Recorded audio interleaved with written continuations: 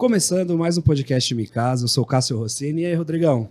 Como que você tá, mano? Cara, tô bem, cara. Faz um tempinho que a gente não grava, o pessoal aí de casa não sabe, né? Mas...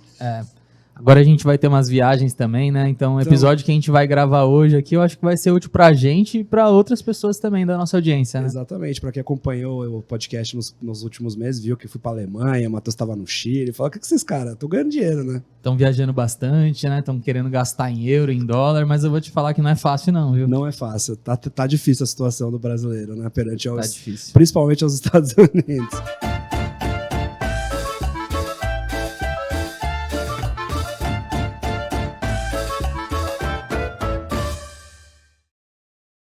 A gente tá vendo uma viagemzinha pra Orlando aí, né, Rodrigo? E, cara... Acomodações, como tá? Acomodações, tá barato? Olha, eu vou falar pra você que não achei muito barato não, viu? O dólar também não tá ajudando muito, né? Deu uma caída essa semana. Deu uma caída, né? A gente tá na semana aqui agora em outubro, né? Só pra contextualizar o povo. Mas, cara, deu uma caída, mas a R$5, quando se pensa que alguns anos atrás estava 2 e pouquinhos, R$3, já tinha ido pra Disney e fala, puta, não tá dando mais. E as acomodações, falando um pouquinho disso, eu tava pesquisando ontem sobre acomodações lá. E, cara, tava preço do hotel, só que o hotel tinha café da manhã, tinha piscina, tinha resort. Eu falei, será que vale a pena? Aí eu tô nessa ainda. Acomodação curta temporada fora do Brasil a gente não trouxe ainda, né? Ainda vamos trazer. Ainda não. O pessoal tá começando a ficar mais interessado em imóveis do exterior também, né? Exatamente. Em São Paulo já tá disseminado aqui, né? A curta temporada. E para falar um pouquinho disso também, de curta temporada, principalmente no Brasil, a gente trouxe uma empresa diferente aqui. Eu quero entender também, porque eu dei uma estudada ali, mas ainda preciso conhecer muita coisa. Parece que é concorrente também de uma das maiores empresas globais, né, do mercado imobiliário, será que a gente pode falar inovadoras. Eles vão ficar ofendidos? Será? Então, a gente trouxe uma empresa diferente aqui, a gente quer entender um pouquinho como funciona. A gente está aqui com o pessoal da 360 Suites. Suites, isso. Estamos aqui com o Giorgio, né? Falei certo? E a Débora, sejam muito bem-vindos ao nosso programa. Obrigado, Cássio. Obrigado, Rodrigo. É um prazer estar aqui com vocês. A gente está honrado mesmo de ter recebido esse convite e animados para falar sobre a 360. A gente está curioso aqui para entender, né? Porque parece que a 360 veio para concorrer com uma empresa também que é muito grande, que é conhecida de todos os brasileiros do mundo todo, que é o Airbnb, né? Eu acredito que deve ter várias diferenças e a gente vai entender aqui hoje também qual que é a proposta deles. Mas a gente sabe que o mercado imobiliário é um mercado difícil, é de jogo grande, né? E eles estão aqui para entrar nessa briga, então já é algo muito interessante aqui para a gente discutir. Exatamente. Hoje, né? Quando eu falei assim, não, aluguel de curta temporada, eu vi que não era, eu falei, peraí, deixa eu entender isso aqui, ver o que é, para a gente compreender um pouco melhor. E a gente quis trazer um pouquinho para a audiência hoje para saber que não existe só lá, né? Existem outras plataformas que podem ter outros tipos de benefícios e outras vantagens e diferenciações. Exatamente. Nada melhor do que eles para falar disso para a gente. Explique para a gente o que é a 360 Suites. Bom, então, a 360 Suites, na verdade, começou em 2018 e veio como a gente brinca que a gente é uma solução 360 mesmo para o investidor. Então, era uma época do boom imobiliário, tinha um monte de gente, e foi assim que eu comecei, assim, como eu, investindo em imóveis, e aí fica aquela dúvida de você investiu no imóvel e agora? Então, a gente começa nesse momento, a partir que a pessoa compra o imóvel, a gente oferece a solução completa para ele, oferecendo a melhor rentabilidade dentro do setor de locação. Entendi. Então, mas vocês então são voltados para os investidores ou também para o público final? Eles também conseguem reservar acomodações com você, fazer locações? A gente começou para resolver mesmo a dor do investidor. Porque, assim, contando um pouquinho da história, eu entrei meio sem querer nesse negócio, então em 2018 eu comprei 4 imóveis, assim, tava o boom, todo mundo, um monte de estúdio em São Paulo, resolvi investir, e aí a minha ideia era fazer uma locação tradicional, 30 meses, era a única coisa que eu conhecia, eu nem sabia desse mercado de locação por temporada. E aí fiz a reforma, mobiliei, deixei bonitinho, primeiro fiz uma locação, falei, nossa, incrível, mas foi muito bom. E aí comecei a conversar com outros investidores e falaram, não, a gente faz Airbnb, a gente faz curta temporada, vai super bem, é muito melhor. Eu falei, bom... Rentabilidade maior, um pouco mais agressiva, né? Rentabilidade maior, e esse é o ponto. A rentabilidade é maior, mas se você pega para olhar, o negócio é muito mais trabalhoso também. Então, por isso que a gente chegou para resolver essa dor. Ganha mais dinheiro, mas também dá muito mais trabalho.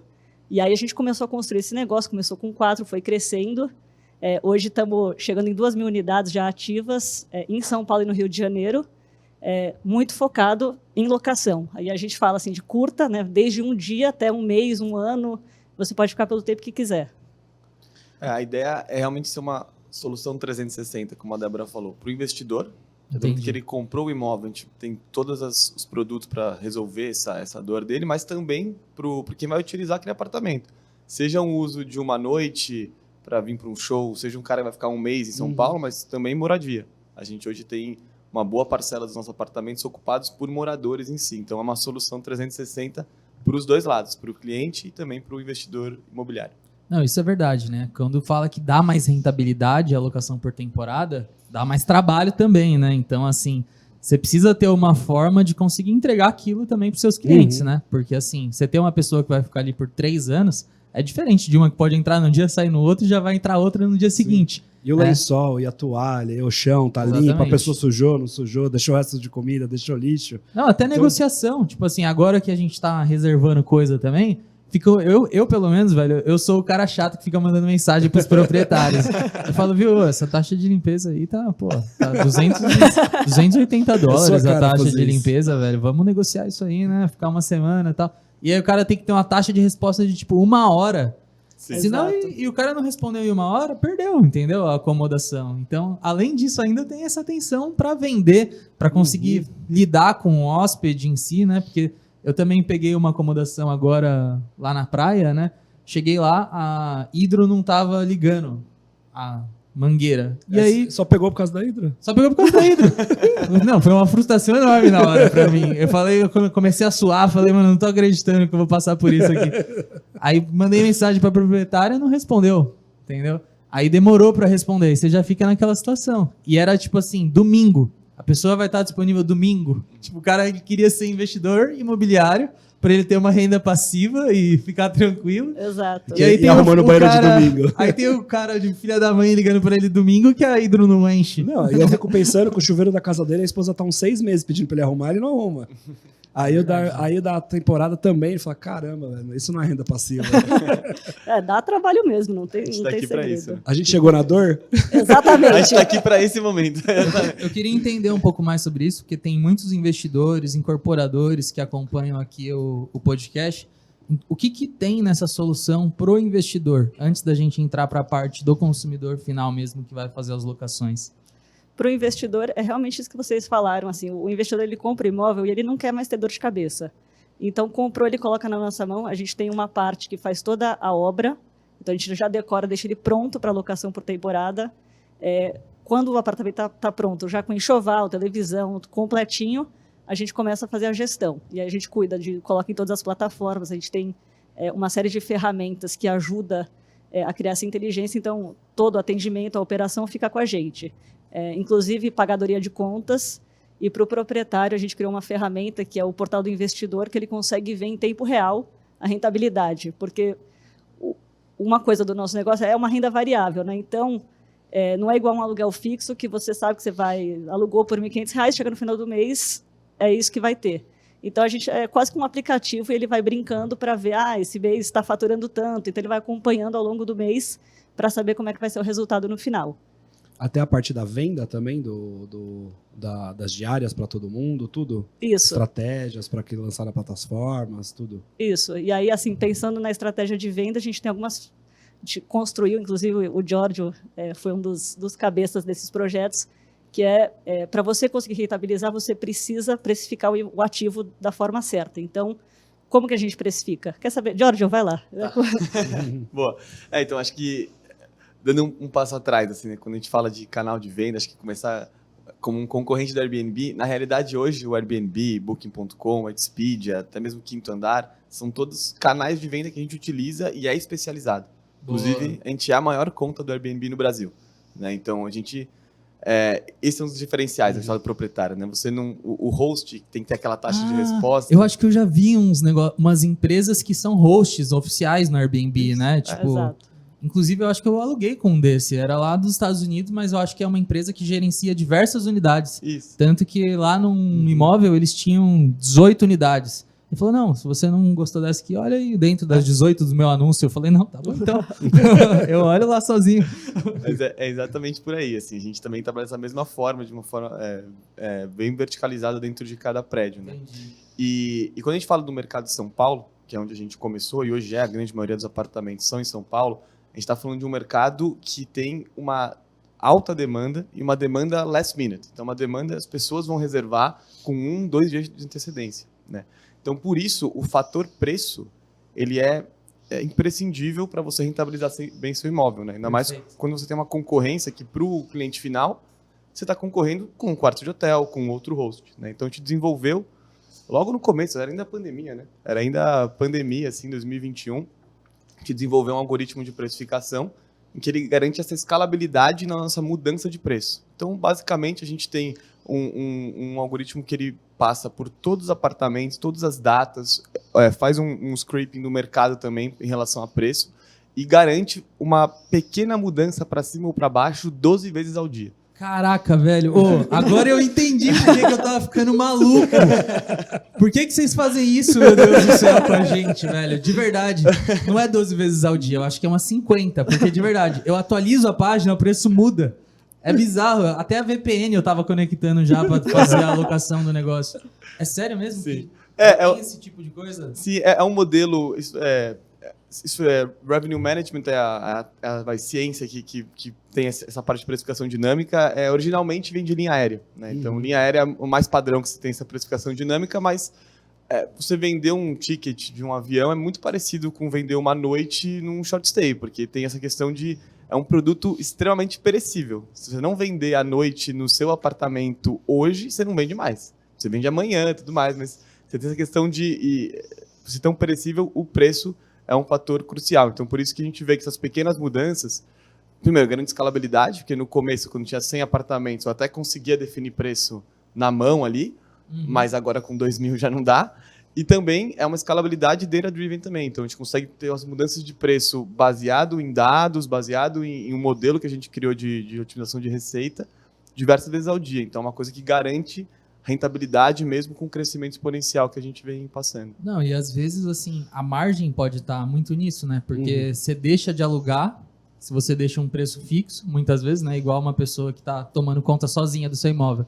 Ela coloca um preço lá, só que às vezes o preço está mudando para cima e você está alugando barato. Exato. Também, né? E aí ali você se você tivesse aumentado, você ia alugar da mesma forma, né? E você não sabe, porque você não consegue fazer essa variação manualmente. Como que você vai... É desumano. Além do cara ter que cuidar de tudo da acomodação, ele fica ali, imagina, mudando o preço. 10 vezes por dia. Eu caí nessa, velho. Eu tô pensando aqui agora. Na passagem aérea. Por quê? Vou contar. Eu tava pesquisando a passagem aérea, já fazia uns 3 dias que tava o mesmo preço, né? Pesquisando, e no dia que eu comprei mesmo, eu tava pesquisando, ela tava dando um valor lá. E aí, eu falei, não, vou comprar, eu tava pesquisando em vários lugares, eu falei, vou comprar aquela que eu decidi. Aí a página atualizou, R$500 mais cara. E aí sempre tem aquele negócio, se é mito, se é verdade ou se não, que passagem aérea de madrugada é mais barata ou mais cara. Vou dar um conselho, se você comprar passagem aérea, não olha o preço depois. Sim. Não olha, porque eu olhei e me lasquei. Depois eu acordei de madrugada, sabe? Eu comprei, tipo, tava R$500 mais caro, eu falei, agora ferrou. Tipo, tá chegando perto da viagem, eu tô próximo, né? Falta 20 dias, não tinha comprado ainda a passagem pro... E aí eu falei, vou comprar porque vai que sobe mais, né? Falei, vou resolver isso aqui logo e beleza. Aí eu acordei de madrugada, eu fiz a besteira de pesquisar. Tava R$800 mais barata a passagem. Nossa. E aí, beleza. Falei, paciência, já comprei, já foi, né? E aí, ontem eu pesquisei de novo, só por desencargo. Aí tava R$1.000 mais caro do que eu paguei. Eu falei, agora eu tô feliz. Agora, Se eu tivesse deixado pra comprar hoje... Então a lição de moral é, se você pesquisou depois e tá mais barato, pesquisa depois de novo até ficar mais caro. E aí você vai comprar mais caro. E a companhia teve uma margem maior comigo, com certeza, agora. Isso daí é a matemática do homem, né? Que ele viu que ele teve um prejuízo, ele precisa tirar aquilo da cabeça dele, senão você tem que economizar na comida pra conseguir tirar esse prejuízo da passagem, né? Mas é engraçado nisso. Eu queria entender como que funciona essa precificação que vocês fazem em tempo real. O que leva em consideração? É uma análise de mercado que é feita para você saber se sobe o preço, se desce. Tem um limite que pode chegar, eu imagino também, né? Do preço também. Como que funciona isso? Não, legal. Acho que assim, o modelo que a gente criou, né, é um modelo muito baseado em linhas aéreas também, que foi como eu aprendi assim, durante minha carreira. E a pergunta que a gente quer responder é o seguinte: hoje, quando eu olho para o futuro, para minha ocupação futura, como que eu vou saber se eu estou bem ou se eu estou mal? Essa é a pergunta que a gente tenta responder com o modelo. E aí, como que a gente responde isso? Né? A gente usa tanto dados internos quanto dados externos. Né? Os dados internos a gente tem aí 3 anos de operação, centenas de imóveis, que todos eles têm um histórico de reservas passadas. Né? Isso vai alimentando o nosso modelo, e aí a gente vai conseguindo criar esses padrões, né? Quando olhava com essa antecedência, eu costumava estar em tal patamar. E a gente tem os fatores externos também, que esses são os que mais eu consigo tirar os upsides de preço. Né? Então, fatores externos, por exemplo, no exemplo prático aqui, hoje, o dia que a gente está gravando, tem show do The Weeknd aqui no Allianz Parque. Né? A gente tem bastante unidade ali, bem próximo do Allianz Parque. E esse é um fator externo em que eu consigo assim, multiplicar meu preço mais de 5 vezes. Né? Porque o fã do The Weeknd, ele vai querer ficar próximo, ele vai querer assistir esse show. Não, tem gente na porta há 3 dias ali. Exatamente. Tá na porta porque não reservou com a 360, que estaria do lado lá do Allianz Parque, ali aí, com vista pro estádio. Então, esses são os momentos em que um prédio em que eu tenho uma tarifa média de R$240, R$200, eu consigo vender a diária, igual a gente vendeu várias para hoje, para ontem, a 1.200. Né? Então, esse é a inteligência que a gente consegue com esse mapeamento prévio, né? E também com o mapeamento dos concorrentes, fazer uma precificação assertiva. Né? E acho que aí que está a grande mágica, né, da alocação por temporada short stay, quanto à rentabilidade, porque em um dia você faz o que você faria normalmente em 5. Né? Então, esse é como a Débora falou, né? Renda fixa e renda variável. Né? Esse é o ponto da renda variável que a gente tem no short stay. Então, vocês têm que estar monitorando tudo o que acontece em volta de todos os imóveis da base para poder ter esses dados e poder prever também o aumento disso. Né? Exato. Que é uma coisa que o investidor não faria, né? São Paulo é uma cidade muito movida a eventos, assim, tem muita coisa acontecendo. Então, tem algumas datas que todo mundo vai estar alugado. Só que você pode alugar a R$100 ou a 1.000. E aí é aí que a gente entra com a nossa inteligência para conseguir realmente otimizar a receita.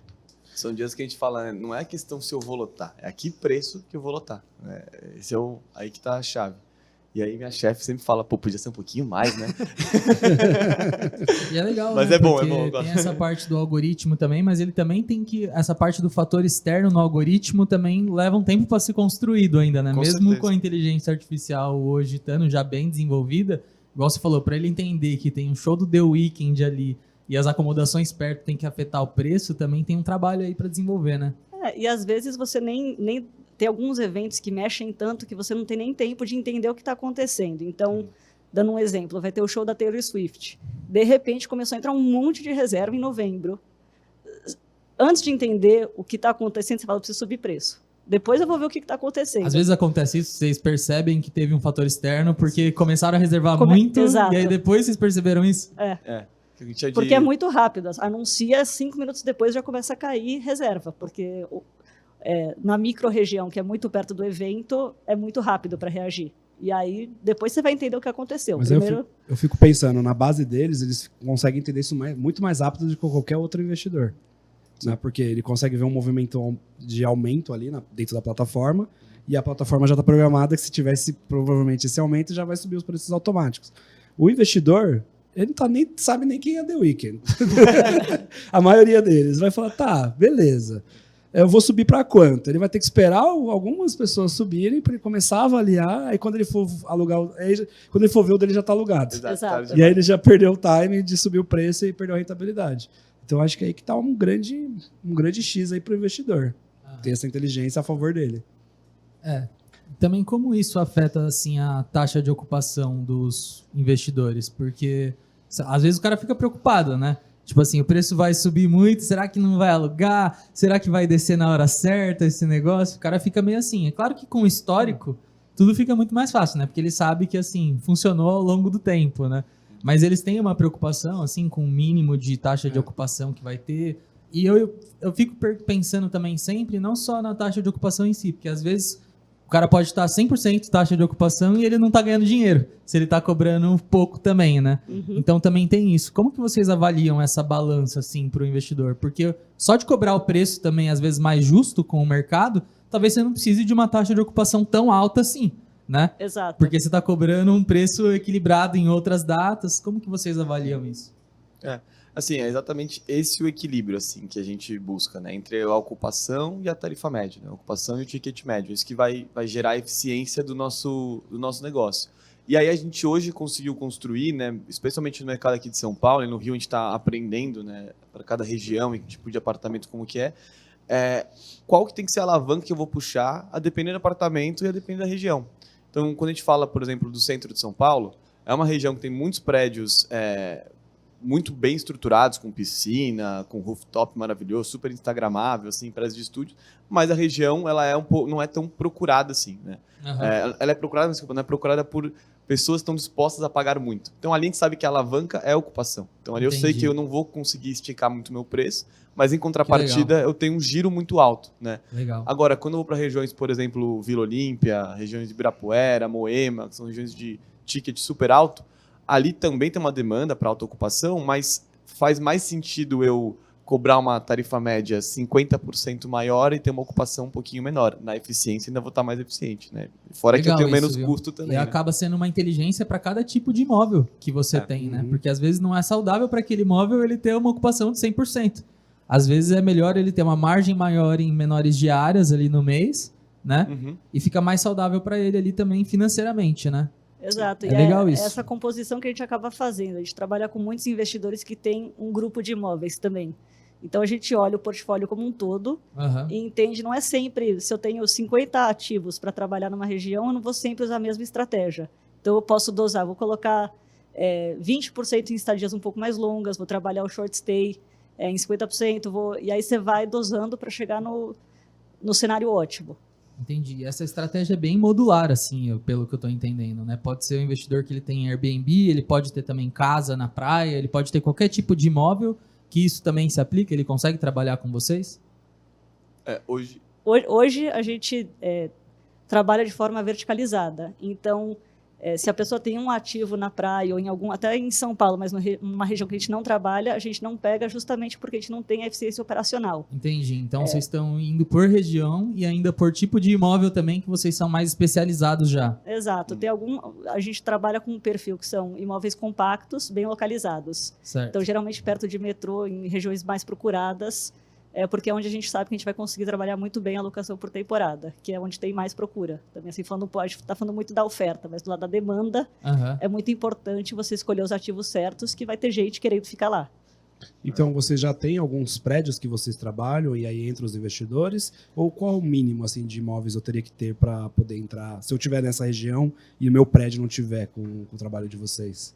O que a gente tem feito é trabalhar muito junto com as próprias incorporadoras. Então, no momento que o prédio é lançado, a gente entra e fala, olha, a gente é uma solução de rentabilidade, a gente junta um grupo de proprietários, ou então um proprietário que tenha vários imóveis, e começa pelo menos com 100 unidades. Desculpa.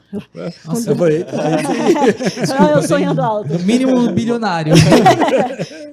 Com no mínimo 10 unidades no ativo, para a gente conseguir realmente montar uma estrutura e conseguir ter Porque é um negócio que você tem que trabalhar muito bem e você precisa trabalhar muito bem o seu custo. Certo. Então... E tem uma otimização também de equipe que vai trabalhar nessas unidades em específico? Com certeza. Não, exatamente, toda a logística. Então, se você tem... em um dia eu vou fazer 5 saídas, eu consigo ter já uma equipe dedicada, já faz a logística, manda todo o enxoval para lá, manda o manutencista para fazer toda a revisão. É muito mais fácil você trabalhar de forma vertical. E aí vocês já entenderam que tem um mínimo também para isso, né? Porque senão o cara chega, tenho uma unidade, 2 que seja, né? Imagina já para você montar uma operação inteira ali de logística para saída, entrada, tudo isso para 2. Então, mas eu acho que é um desafio de vocês também conseguir operacionalizar isso, eu acho, né? Para quem tem menos unidades, né?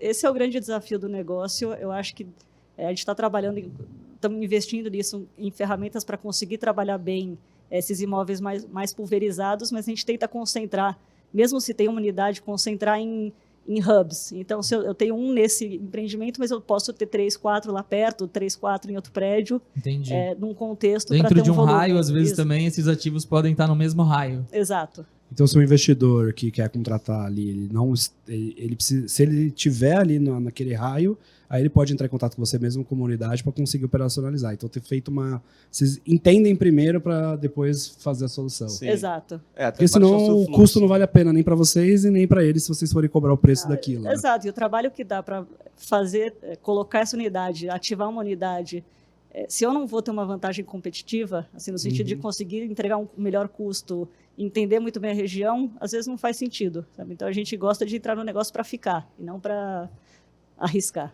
Mas Legal. puxando a sardinha pro lado comercial, a gente sempre conversa, tá? a gente tem todo um fluxo de comunicação, né? Dentro do nosso site tem um formulário, a pessoa pode falar, tem interesse, e aí sempre passa por uma triagem do time comercial, a gente conversa com a pessoa, até para entender, às vezes, ele está falando de um apartamento, mas tem outros que fazem sentido, e a gente vai também mapeando, né? Isso aconteceu recentemente. A gente tinha um prédio que a gente já sabia que ia ficar pronto, a gente falou, não vamos entrar agora, tudo mais.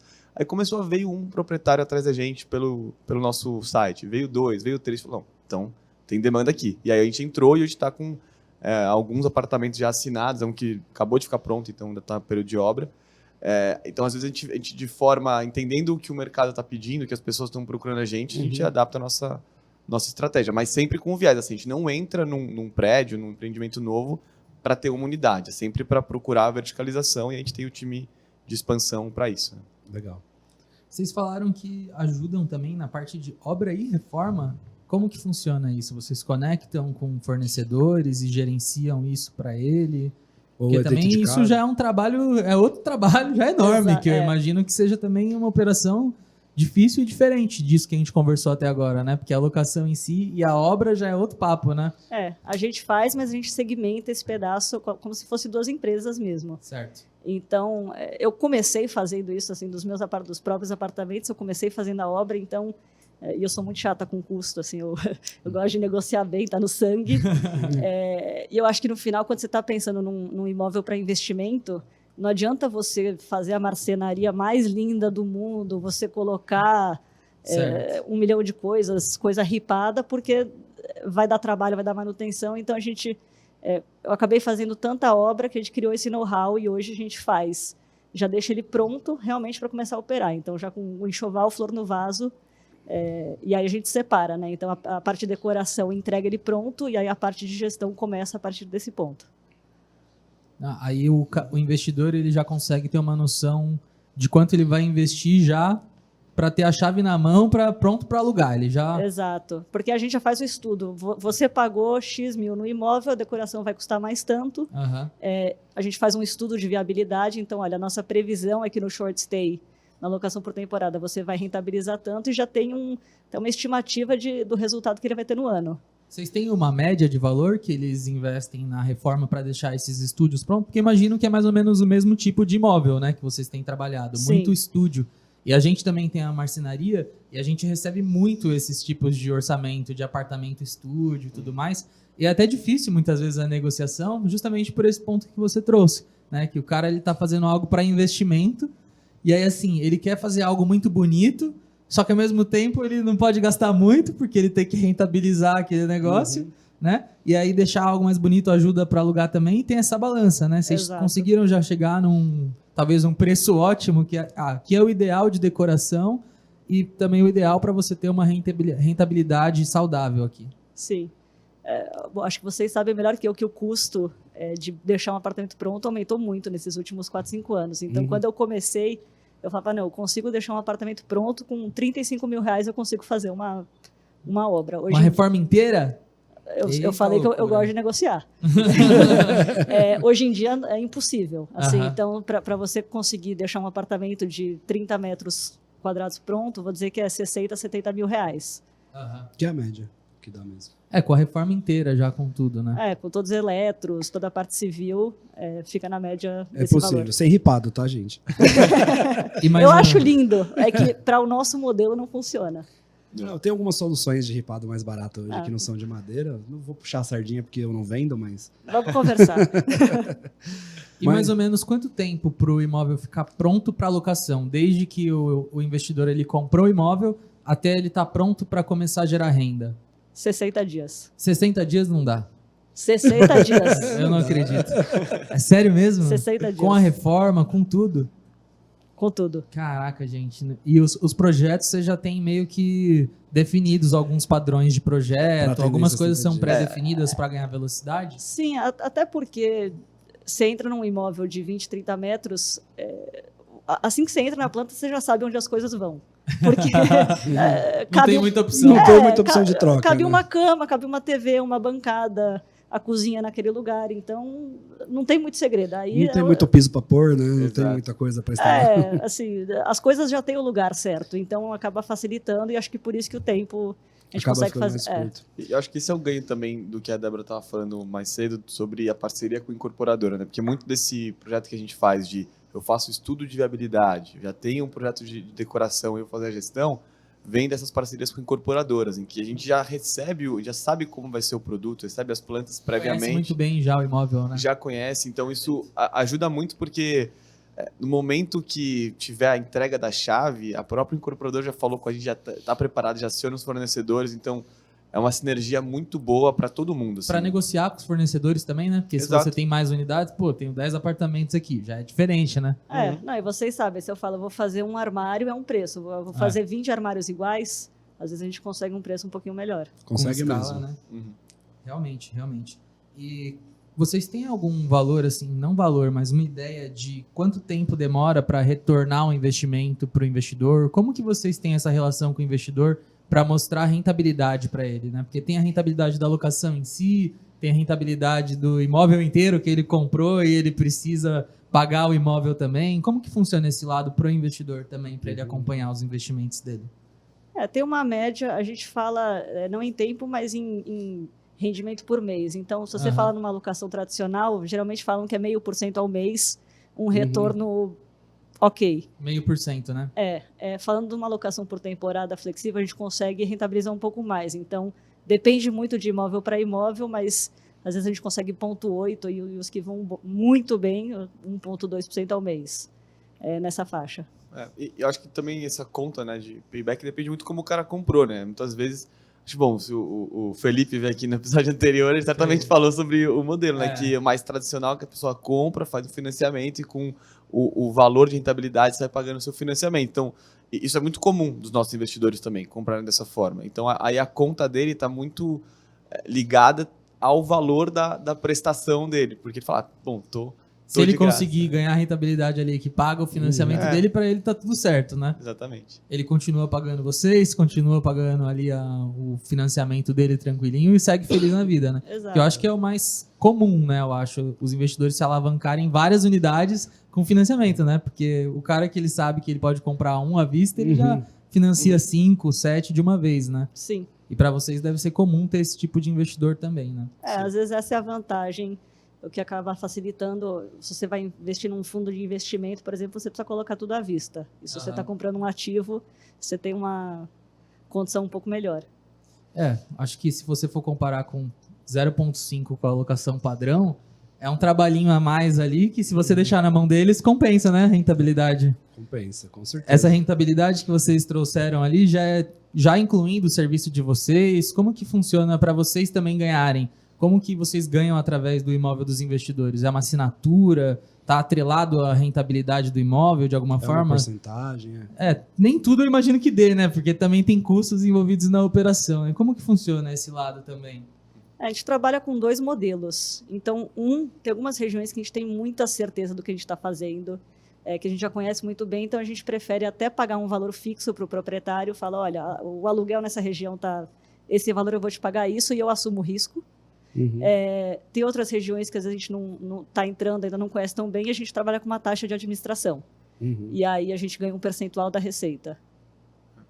Então, Legal, estamos né? junto no risco, né? Se eu for bem, se o cara tá feliz, eu também estou feliz, né? Então, acho que esse é o modelo mais tradicional, assim, no nosso mercado e funciona muito bem, mas é como a gente estava falando mais cedo, né? Como a gente está falando de a curta temporada, especificamente, é uma renda variável, ela tem umas oscilações, então, se eu tenho uma negociação de um valor fixo ali com o proprietário em um mês muito bom, eu também tenho uma lucratividade muito grande. Eu corro risco em um mês que não é tão bom também.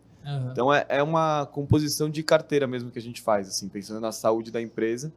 alguns eu vou optar por um modelo que eu tenho mais risco, outros menos, e aí com isso também a gente vai otimizando a saúde financeira da empresa mesmo, assim, que a gente é bem preocupado com isso. Caraca. Quantos imóveis vocês falaram que tem hoje mesmo?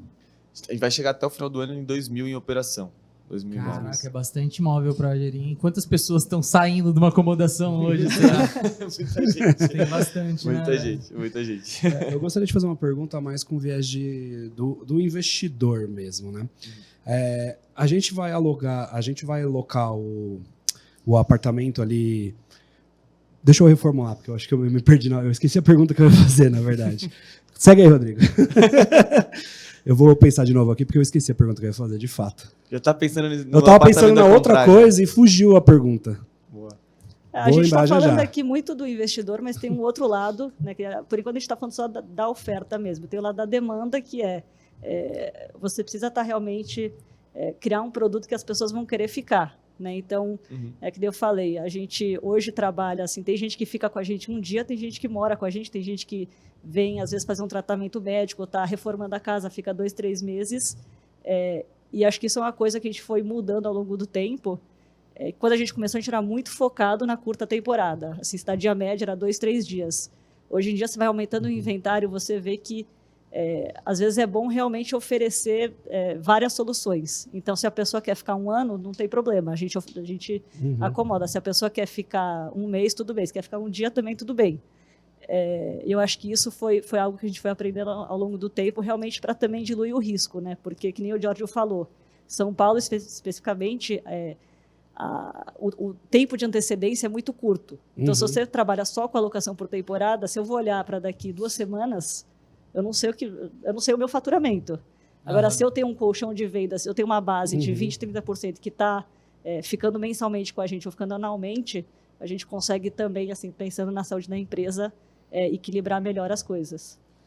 Tem um ponto de equilíbrio aí também, eu acho, né? Porque tem demandas diferentes das pessoas, né? Eu imagino. Isso era até uma pergunta que eu ia fazer, né? Porque pelo tipo de acomodação, parece que a curtíssima temporada seria o negócio, né? De tipo 2, 3 dias, 4 dias. Mas pelo que vocês estão trazendo, também tem outro perfil de pessoas que vêm. Mas esse perfil, ele é realmente mais frequente? Ou não? Ele é uma fatia bem menor, assim, do negócio todo? É uma fatia que vem crescendo. A gente vê que está muito em linha com o nosso público-alvo. Então, hoje, quem fica com a gente é um pessoal mais jovem, assim, até 35 anos. Não sei se 35 anos é jovem aqui, mas para mim e que eles estão procurando essa flexibilidade. Eles não querem, sabe? Hoje ninguém quer ter nada, ninguém quer ter casa, ninguém quer ter carro, é tudo aplicativo. Então, as pessoas às vezes querem morar perto do trabalho, querem experimentar várias regiões de São Paulo. Então, esse é um público que está crescendo cada vez mais. E eu acho que tem também em São Paulo um público muito forte, que é o estadia média, que a gente chama, né? Que você mesmo comentou, se o cara que tem com um tratamento médico tem que ficar um tempo em São Paulo, isso é muito comum. Ou até mesmo um relocation, né? A pessoa que vem de fora e vai trabalhar um tempo em São Paulo. Isso é um perfil muito comum também. E aí a gente tem a vantagem competitiva de, cara, totalmente sem burocracia. Você fala, olha, eu quero hoje um apartamento, a gente vai ter um apartamento pronto, um enxoval pronto, flor no vaso, né? Como a gente gosta de falar. E isso é uma vantagem muito grande, porque se você vai num modelo tradicional de locação por uma imobiliária, cara, vai ter todo um processo, você vai conhecer a corretora, ela vai te mostrar os apartamentos, vai até assinar. Cara, ela vai em 1 mês, né? A gente acho que tem uma vantagem competitiva quando fala de seja moradia ou locações mais longas, é a praticidade e a rapidez, né? A gente já tem uma operação montada dentro daquele prédio, já tem um apartamento pronto, se quiser dormir lá hoje, comprando hoje, desde que pague antecipado, você pode vir. Então, essa é uma vantagem competitiva que a gente tem. E conforme a gente escalou, foi muito o que a Débora falou. Não é a maior fatia, essa de moradia, mas é a que mais cresce. Entendi. Porque conforme é crescendo, a gente vê muito essa demanda também em São Paulo. E né? principalmente em São Paulo, eu acho, né? Que as pessoas têm muitos compromissos por aqui, né? Não só médico, mas de trabalho também. Eventualmente, todo mundo vem para São Paulo. A gente até sabe pelos convidados do podcast que tem muitos que são de fora. Mas sempre eles falam, não, tal mês eu vou estar em São Paulo. Exato. Então, pode colocar aí a agenda nesse dia que tá beleza. Então, isso talvez seja uma característica também peculiar de São Paulo, né? Por ser um lugar que as pessoas procuram muito. Né? E às vezes não é nem tão importante mais ter uma casa com espaço gigante. É muito melhor você ter um apartamento compacto, ter toda a estrutura do prédio, que o que atrai muito é piscina, lavanderia, toda uma academia bacana. Então, isso tudo chama as pessoas, que hoje ninguém mais quer ficar 1h30 para chegar no trabalho, pegar trânsito. Atende muito bem. Sim, eu lembrei a pergunta.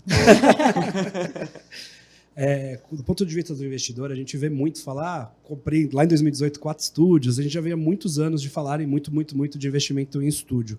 Queria saber, na visão de vocês para o investidor, não está saturado? Já não tem estúdio demais em São Paulo? Tem demanda realmente para esse tanto de estúdio que vai sair? Que continua saindo. E que ainda, continua né? saindo, lança todo mês, você vê lançamento de, 200 estúdios. Como vocês têm a inteligência? Eu queria saber. Como que está isso para os próximos anos? Tipo, realmente pode ser, tem muita demanda ainda e pode crescer mais ainda essa demanda? Essa era a minha pergunta. Bom, vou parafrasear aí que a Débora sempre fala. São Paulo é São Paulo, né? São Paulo, como a gente está falando agora, existe uma demanda muito grande, né? Seja para curta temporada, média, longa. E isso também é um comportamento muito forte na cidade de São Paulo, né? A gente não vê isso no Brasil necessariamente, mas em São Paulo realmente está acontecendo. O que a gente enxerga? A gente tem dois caminhos. O primeiro é o que a gente já estava falando agora, que é o estúdio em si, ele não vai ser ele já não e não será somente para curta temporada. É muito difícil um investidor uma pessoa comprar para morar um estúdio. Isso é muito raro, mas é muito comum um investidor comprar como um ativo imobiliário e alugar para alguém que vai morar ali. Então, acho que esse é um primeiro ponto do que a gente estava falando. São prédios que sempre têm uma boa estrutura, uma boa localização. Então, vai ter também uma demanda por moradia, que vai ter essa composição. E tem também, naturalmente, o nosso modelo de negócio. Ele é um modelo que veio globalmente, o modelo do Airbnb, né, que é a maior plataforma de locação por temporada. Esse modelo veio para bater de frente com a hotelaria tradicional. Então, isso também vem acontecendo e vai acontecer cada vez mais, porque a gente tem apartamentos novos versus... Você não vê tantos hotéis novos por aí, né? E apartamentos vai ter cada vez mais estúdios novos, que são um pouquinho maiores que um quarto de hotel. Você tem a flexibilidade de, eu posso cozinhar ali, né? Tem um cooktop, uma geladeira. Num hotel você não tem isso. E também você tem a questão de... aquela sensação de não estou num quarto de hotel, estou vivendo a cidade. Se quiser virar um hotel, é só pôr recepção e um café da manhã. Pronto. Mas o pior é que hoje as pessoas às vezes nem querem mais isso, né? Elas preferem pagar menos e não ter, e né? ter menos serviço. Mas eu achei legal porque eu vi um prédio que eu fiquei na praia mês passado, que era assim, dava para você ir como hotel lá, só que tinha muitos investidores que tinham comprado e estão colocando no Airbnb, né? E aí, assim, pela plataforma do Airbnb, tava mais barato. Eu olhei lá no mesmo prédio, porque eu queria ficar no prédio em si, que eu já tinha visto que a localização era boa, ele era legal, lá tinha um estacionamento bom. E aí, o café da manhã, ele era parte. Só isso, entendeu? Você só pagava lá direto no hotel. E pra mim foi ótimo, entendeu? Sim. Em comparação com o outro, mesmo eu pagando o café da manhã à parte, ficaria melhor. E ainda as acomodações eram um pouco mais bonitas lá. E foi mais prático pra mim também. Então, talvez por essa otimização de preço, eu acho que o hotel deve ter ficado ali com umas acomodações vazias, porque pelo Airbnb ainda tinha sobrado alguns e que estava melhor. Então, se eu olhei assim, eu acho que outras pessoas também devem ter olhado, né? E eu acho que esse modelo é legal, né? Porque se você oferece o serviço também no prédio, você consegue já competir diretamente com os hotéis realmente, né? Que tem esse serviço.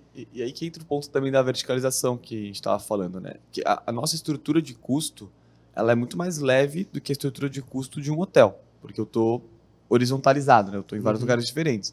E quanto mais escala eu ganho, né, dentro do mesmo endereço, aí grande parte dos custos fixos de logística vão sendo diluídos. Então, a gente consegue ter uma DRE ali, né, uma estrutura de custo muito mais saudável também que um hotel, que permite que a gente tenha uma flexibilidade de preço maior e ter um custo-benefício que seja percebido pelo cliente, porque na realidade em São Paulo, né, o que vem acontecendo é uma escalada de preço de hotéis assim, bem considerável. Então hoje ficar num hotel os preços estão cada vez mais altos, né? Então a gente consegue, muito por conta da estrutura de custo mais enxuta, também ser mais flexível na questão de preço.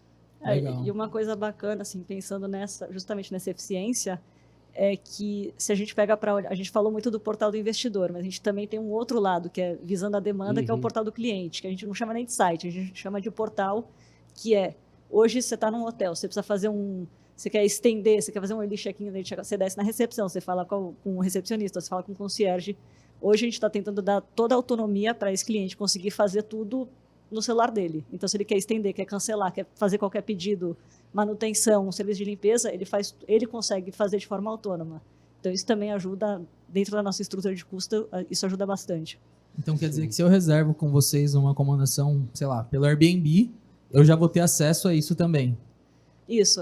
O fluxo, como que funciona hoje? Então, por exemplo, a pessoa entra no Airbnb, que hoje você falou que é concorrente, o dia que eu for concorrente do Airbnb eu vou ficar muito feliz. Nossa, deu tudo certo. A gente falou, Aqui tem que dar um pouquinho de polêmica. Né, no começo, a thumb vai ser concorrente do Airbnb no Brasil explode. Mas a verdade é que se a pessoa conhece a gente, o Airbnb é uma plataforma já gigante. A nossa ideia é que ele venha justamente pelo Airbnb, venha pela Booking, conheça a gente através desses marketplaces. A primeira vez tem uma experiência boa, a segunda, terceira, quarta, quinta ele venha já pelo meu canal direto. Esse é um pouco o nosso pensamento. Assim, a gente ainda, mas eu quero chegar lá, mas por enquanto... Legal. Então depois que se eu já conhecesse vocês, por exemplo, eu não precisaria contratar pelas plataformas. Eu poderia chamar vocês diretamente, falar, tô precisando de uma acomodação em tal lugar. Isso. E hoje, assim, inclusive, acho que recentemente, né, o nosso canal direto passou a ser o maior canal de venda, né? Então isso foi um marco super legal. Tem hoje. um site separado para isso, onde Sim. eu posso olhar as acomodações mesmo? Sim, tem o nosso site, que é um motor de reservas ali, que funciona ali, como se fosse um marketplace, mas são nossas unidades apenas. E a gente também tem um time comercial, então você pode entrar em contato por telefone, pode entrar em contato por várias maneiras diferentes para se acomodar com a gente.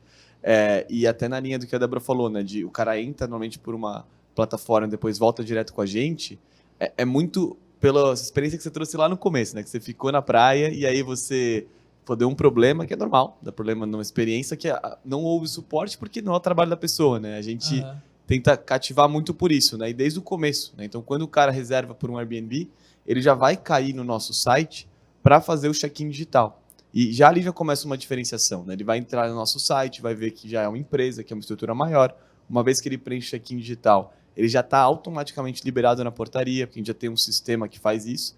E dentro, né, in-house, que a gente fala dentro de casa, ele também consegue tomar ações sem precisar ter uma comunicação com ninguém. Óbvio, a gente tem um time 24 horas, 7 dias por semana para atender e dar o suporte, mas não é imprescindível ele fazer isso.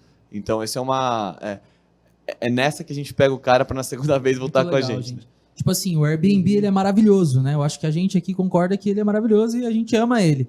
Mas tem ainda uma distância grande entre o que é o serviço de hotelaria que a gente tem nos hotéis normais e o que o Airbnb está proporcionando. Porque ele, tipo assim, ele deu realmente uma viabilidade para as pessoas locarem o negócio, né? Só que ali ainda tem uma distância para você profissionalizar isso, tornar isso um negócio realmente, Exato. né? E levar isso para outro nível. E tem uma diferenciação. Cada host, né, é diferente, trata de um jeito diferente. E e vocês, como empresa, vai trazer um serviço com mais padronização, com mais organização, né? Mais profissionalismo, né? Porque ele queria usar a banheira domingo e não tinha com quem falar, ninguém respondeu.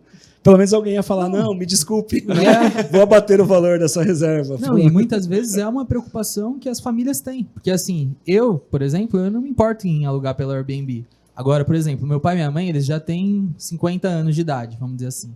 Eles preferem alugar pousada, hotel, porque eles sabem que se eles precisarem de alguma coisa, eles não vão estar na casa de uma pessoa.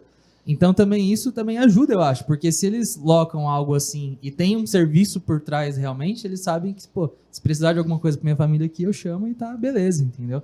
É diferente de eu precisar do proprietário e eu ligar para ele e ele não me atender. Exato. Eu acho que isso também traz uma segurança para a pessoa que está alocando extra, né? Porque assim, ele sabe que locando lá já é seguro, né? Vamos dizer assim, pelas plataformas. Ele não vai ter muito problema, chance de problema. Talvez tenha, sei lá, né? Mas eu acho que isso traz também uma confiança e uma tranquilidade maior para a pessoa, né? Até os mais velhos que têm mais dificuldade com essas plataformas, que eu acho que também hoje em dia já está ficando mais fácil, né, de usar. Mas acho que cada vez está se difundindo mais. Eu lembro em 2018, quando eu comecei, tinha muita gente que falava, é a primeira vez que eu estou usando a plataforma, não sei muito bem como é que funciona. Hoje em dia, esse caso de uso é cada vez mais raro, porque o Airbnb você vê ele crescendo astronomicamente a cada ano. Então, eu acho que esse modelo está realmente tomando cada vez mais espaço no mercado. E essa é a nossa grande aposta. E foi engraçado que o movimento de maior crescimento do Airbnb, pelo menos aqui no Brasil, em São Paulo, versus a outras plataformas que são mais voltadas para hotelaria, como Booking.com, Hotels.com, foi exatamente a pandemia, porque exatamente por essa não ser obrigatório essa interação física, né? Quando você tem no Airbnb é muito mais comum você ter uma experiência que você não precisa encontrar ninguém. Num hotel é praticamente impossível, né? Então foi nesse momento tanto que a gente na época a gente tinha essa carta na manga, que enquanto a hotelaria estava com ocupação de 30%, a gente já conseguia manter uma ocupação de 75% mesmo na pandemia. Mesmo naquela época? Óbvio, não vamos falar o preço que eu colocava, mas assim, mas lotava. Então tava dando um descontinho ali, né? Não, e a coisa mais chata que tem no hotel é fazer o check-in, velho. Você vai lá, eu cheguei, meu nome é Cássio. Ele, beleza, você já tinha todos os meus dados, porque eu já preenchi. Pega essa ficha aqui e preenche aí pra gente. Nome, RG, endereço, trabalho. Eu falei, meu Deus, por quê? Exato. Então, essa parte já evita, né? Falta ter uma empresa agora que coloca café da manhã nos prédios. Porque aí ia ser maravilhoso, velho. Peça no seu aplicativo, eu quero receber café da manhã no quarto. Não, mas cada vez mais a gente vê não dentro das unidades, mas os prédios integrando serviços dentro do próprio prédio. Então, os mini-mercados, vários serviços para pets, tudo isso já tem nos prédios. Então, você não vai ter um café da manhã, mas se você precisar, sei lá, comprar um cafezinho, você consegue. Você fala pro brasileiro de café da manhã, na sua hospedagem, o brasileiro fica maluco já, né? Isso é impressionante, né? Cara, café da manhã de hotel, existe aquele momento que todo mundo acorda feliz e, cara, vamos no café da manhã, não pode se atrasar pro café da manhã. Na sua casa você nunca vai comer salsicha no café da manhã, mas no hotel, aquela salsicha com ovo mexido aí você vai comer, né? Não, legal, gente. O café da manhã faz você acordar cedo nas viagens. Se você acorda à tarde, você vê que você vai perder o horário do café da manhã, parece que vai acabar o mundo, né? Não. Acorda, filho, todo mundo, vamos embora. Daqui a pouco o 360 ele pode expandir também para experiências que o hóspede vai ter nos arredores, né? Já começar a conectar com restaurantes, com eventos, né? Porque a pessoa está procurando vocês e pode ser uma porta para encontrar outras coisas que não conhece as coisas da região, né? Exato. E mesmo, quando eu vou em algum lugar, eu pergunto pro cara. Eu falo, me recomenda aí aonde que eu deveria ir. Esse que eu fui na praia, eu perguntei para ele. Ele falou, melhor restaurante, melhor pizzaria da cidade é tal, o melhor japonês é esse. E eu realmente fui no que eles me indicaram. Então, mas essa questão eu ia falar justamente isso. Muita gente pergunta pra gente, hoje ainda não é uma frente de negócio, porque a gente gosta de falar que a gente quer fazer o arroz e feijão bem feito, né? Então já cuidar de toda essa logística, né? De check-in, entra no prédio, limpa quarto, faz manutenção, tudo isso já é bastante coisa. Mas a gente está crescendo, está se desenvolvendo cada vez mais e com certeza isso pode ser um caminho. Legal, gente. É só fazer uma parceria com algumas empresas aí e fazer conexões, né? Com certeza. Tipo um iFood da vida, alguma coisa assim, daria para pensar em algumas experiências. Eu vi um podcast um tempo atrás, Walter Longo falando, né, que o iFood vinha pensando em não só entregar comida, mas pensando num viés de experiência mesmo. Então você contrata um jantar romântico, então chega na sua casa não só comida, mas chega as flores, chega o quadro, chega a almofada, chega toda uma decoração para você promover uma experiência. Então acho que a evolução de todas as plataformas juntas pode um dia chegar nesse nível que a gente está falando. E mais as inteligências para fazer tudo isso se agrupar e entregar o que a pessoa realmente gostaria de ter, né? É que no caso deles também, eles têm 2 clientes, né? Que é o cliente investidor e é o cliente que está se hospedando lá. Então, meio que vocês conseguem... Acho que o caminho é criar o máximo de soluções possível para o investidor, para ele estar satisfeito, trazendo mais imóveis, só que também as pessoas locando do outro lado, né? Para ter uma experiência diferenciada. Porque o que eu posso oferecer de diferente de um hotel? O que eu posso oferecer diferente do Airbnb convencional, né? Para trazer isso para o cliente. Então, tem muita coisa para fazer aí, né? E são 2 clientes que um depende do outro, né? Se eu não tenho ativo, eu não consigo oferecer o serviço. E se eu também não tenho cliente, eu não vou rentabilizar o imóvel do investidor. Então, é bastante coisa para fazer. E, Débora, antes de você falar que passou por essa compra de 4 imóveis, fazer toda a reforma e que foi entrar em tudo isso, o que vocês faziam antes disso tudo? Antes da 360? Você já trabalhava com obra, com reforma? O que você fazia da vida antes disso? Como é que começou tudo isso? Conta um pouquinho com mais detalhes lá no começo. A trajetória eu me formei em 2003, estudei em Boston, fiz relações internacionais, nada a ver com o que eu estou fazendo hoje. Trabalhei muito tempo numa empresa familiar e foi muito bom para ter uma visão realmente global de todas as áreas de uma empresa. Saí de lá, fui para a Nivea, que foi assim totalmente diferente, multinacional, muito profissional. Então, eu consegui entender muito bem sobre processos e a importância de realmente estruturar a empresa direitinho. Casei, tive um filho, tive 2 filhos, tive 3 filhos. Nessa época, graças a Deus, eu tive a oportunidade de realmente me dedicar 100% à maternidade. Aí, quando a minha pequena foi para a escola, eu falei, bom, agora eu preciso fazer alguma coisa. E acho que, por uma sorte da vida, assim, foi justamente alguém me procurou e falou, olha, eu tenho essa oportunidade, quer comprar esses apartamentos. E foi isso, assim, não foi um negócio, sabe? Eu fiz um plano de negócio para conseguir estruturado. Caiu no meu colo, aí... Quando eu estava pagando o primeiro boleto de condomínio, eu falei, não, eu preciso dar um jeito nisso aqui. E aí foi começando meio sem despretensioso mesmo, assim, eu comecei realmente para resolver os meus ativos mesmo, assim, era uma solução para mim. E aí foi isso, eu comecei a conversar com outras pessoas, você consegue administrar para mim? Porque você vai fazendo, aí você percebe que você está lá no churrasco da família no domingo, e te liga a pessoa, olha, estou com problema na banheira, então as pessoas falam, não, cuida para mim, e fomos crescendo. E eu acho que esse crescimento foi 100% orgânico, acho que a empresa é uma das poucas no segmento que é 100% capital próprio, e a gente tem muito essa cabeça de ser uma empresa sustentável, então não tem isso de queimar caixa, ficar fazendo loucura, a gente ganha dinheiro, investe. Eu acho que uma coisa, a gente recentemente estava olhando, assim, nos últimos 3 anos, a gente cresceu 10 vezes. E foi, assim, passo de formiguinha mesmo. E aí que veio as necessidades de investir em tecnologia, de fato. Foi muito... No primeiro ano, acho que não tinha nem 100 unidades. Quando eu cheguei em mais ou menos 120, 150 aí já unidades... começou a complicar tudo, né? Eu estava ficando maluca. Assim, não estava dormindo, não tinha nada de tecnologia, então a gente brinca, né? Eu falo assim, eu que entrava nos quartos, eu fazia o atendimento de madrugada. Nossa, pedi mandar mensagem, não sei o quê. Não, A hidromassagem não tá funcionando. Era tudo eu, mas acho que foi muito bom para eu realmente... eu posso falar assim com orgulho que eu entendo muito bem do negócio, assim, porque eu já fiz de tudo, sabe? Eu já envelopei cama, eu já fiz atendimento, manutenção, vou dizer que eu deixo com outros, não é o meu forte, mas eu acho que é muito importante isso na construção de qualquer empresa, você realmente entender de tudo que você está fazendo. Então essa foi um pouco a minha trajetória. Aí começou a entrar em tecnologia, vendo pessoas, exato. A criar... A gente fazia tudo, né, era tudo mato, então fazia tudo de forma meio nada digitalizado. Aí foi isso, chegou em 100 e poucas unidades, eu falei, olha, ou a gente investe em tecnologia ou eu vou ficar maluca, assim, era uma operação insana. E a gente chamamos um time de tecnologia, hoje a gente está com 15 pessoas, trabalhando assim, muito nesse lado de dados que o Giorgio comentou bastante, para a gente conseguir chegar no preço ótimo, nas condições ótimas, mas também muito focado em operação, porque no negócio, tecnologia, mas no final você precisa de alguém para limpar o quarto, garantir que ele está limpo, então tem um pedaço operacional muito grande. Eu imagino o desafio.